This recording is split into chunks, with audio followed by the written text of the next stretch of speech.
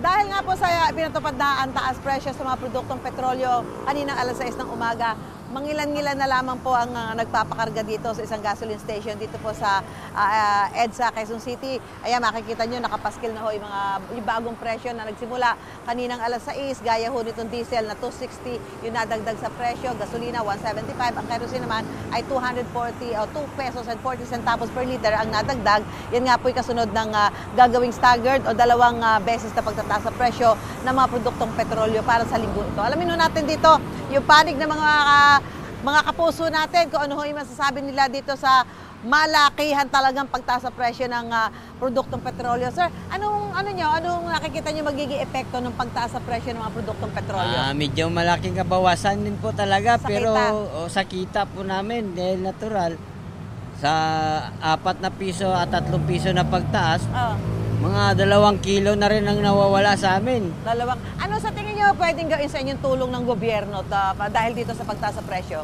Yung mahingi lang namin ng tulong sa gobyerno, baski ang sa subsidy na lang ho namin. Subsidy kasi na. natural, wala naman tayo magawa. Kasi parang nagkakagyera-gyera na, nauubusan na tayo ng langis eh. So yung ganun sanang tulong man lang makuha ninyo.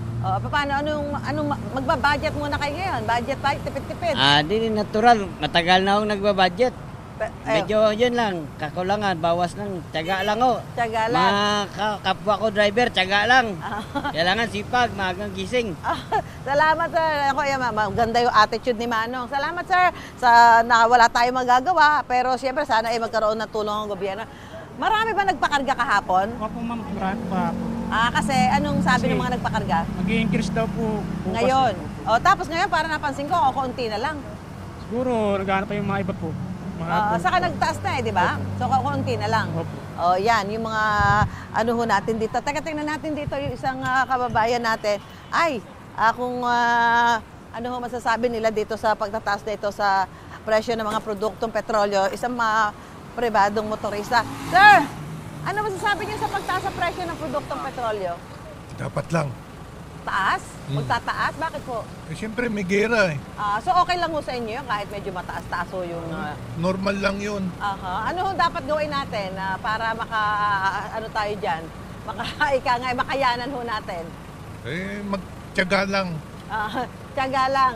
Wala tayong magagawa. Pero dapat may tulong ho ang gobyerno. Hindi na dapat. Salamat po, sir. Iba-iba ho yung pananaw ng mga kapuso natin dito ho sa pagtataas na ito sa presyo ng mga produktong petrolyo na naging effective nga po ngayong araw na ito at ang susunod na taas ay sa darating na Huwebes. Kaya sabi nga, tipid-tipid lang, diskarte lang habang ganito ang sitwasyon na ating nararanasan. Back to studio po muna tayo. Gusto mo bang mauna sa mga balita? Mag-subscribe na sa GMA Integrated News sa YouTube at tumutok sa unang balita.